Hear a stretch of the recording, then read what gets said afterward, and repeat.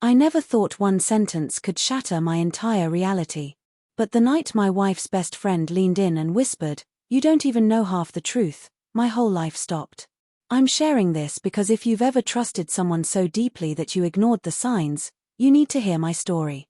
I met Anna when we were in college. She wasn't just beautiful, she was the kind of person who made a room feel lighter the moment she walked in. We became inseparable: late-night study sessions, cheap coffee dates, and promises we thought would last forever. After graduation, we got married. Life wasn't perfect, but we were happy. We were building our first home together, talking about kids, and struggling like most young couples but laughing through it all. Anna had a best friend, Claire. They'd known each other since childhood. Claire was like family. She came over often, helped with wedding plans, even comforted me when Anna and I argued about bills or work. I trusted her completely. I trusted both of them completely. But about a year ago, things started to change. Anna grew distant, distracted, always on her phone, late nights at work that didn't quite make sense. When I asked if something was wrong, she brushed it off with a tired smile. "We're just stressed. You're working too much." "I'm fine." I wanted to believe her. But there's a quiet kind of loneliness that comes when the person you love starts pulling away. You feel it before you can explain it. I confided in Claire once, over coffee. She looked uncomfortable but said, "Anna loves you. Maybe she just needs space." I believed her because, well, she was Anna's best friend. She would know, right? Then came the night of Anna's birthday party. Our house was full of laughter, friends, and music. Anna looked radiant, like the girl I fell in love with. For a moment, I let myself hope things were okay again. As the night wore on, people began leaving. Claire stayed to help clean up. She'd had a couple of glasses of wine, maybe more than usual. She was quiet, almost sad.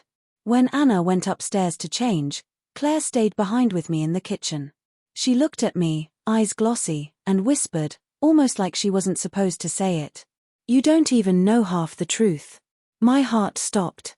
I asked her what she meant, but she shook her head, tears welling up, and whispered, "I'm sorry," before leaving.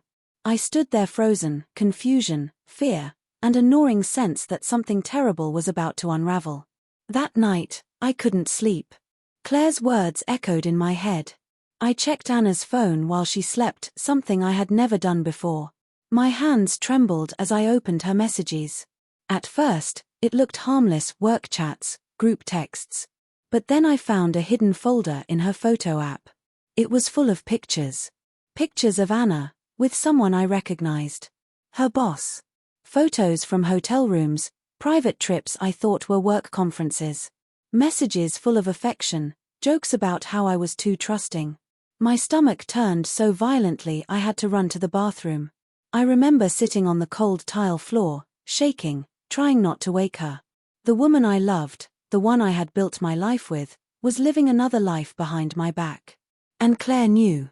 The next morning, I confronted Anna. At first, she denied it: tears, excuses, anger. But when I showed her the photos, the messages, she broke down. "It just happened. I was lonely. You were so focused on work." Her words felt like knives. She tried to make it about me, my long hours, my ambition to give us a better future. But cheating isn't an accident. It's a choice, over and over again. I asked about Claire, if she had known. Anna said quietly, "She begged me to stop. She told me I was destroying you." That's when I understood Claire's whisper. She hadn't betrayed me, she'd been carrying the truth, trying to get me to see it without ripping my world apart. I left that day. I didn't scream. I didn't throw things. I just packed a bag and walked out. The silence of that drive was the loudest thing I've ever heard. Divorce is messy. Heartbreak is worse. You question everything: your worth, your instincts, the years you thought were real. Nights were long and empty, but slowly, I started rebuilding. Therapy helped. Friends helped. I even reached out to Claire to thank her for at least trying to warn me. She cried when we talked. She said she wanted to tell me sooner but didn't know how without breaking me. In a way, she was right: the truth shattered me, but it also set me free. It's been a year now. I'm not the same person I was. I'm stronger, more careful with my trust, but not bitter. I've learned that betrayal isn't a reflection of your worth, it's a reflection of someone else's choices. Sometimes the truth comes in whispers. And sometimes the people who love you can't save you from the pain, they can only try to soften the blow. If you're hearing this and something feels wrong in your gut, listen. Trust yourself. Love should feel safe, not secretive. I lost a marriage, but I found myself. And maybe, just maybe, that's the truth I needed to know all along.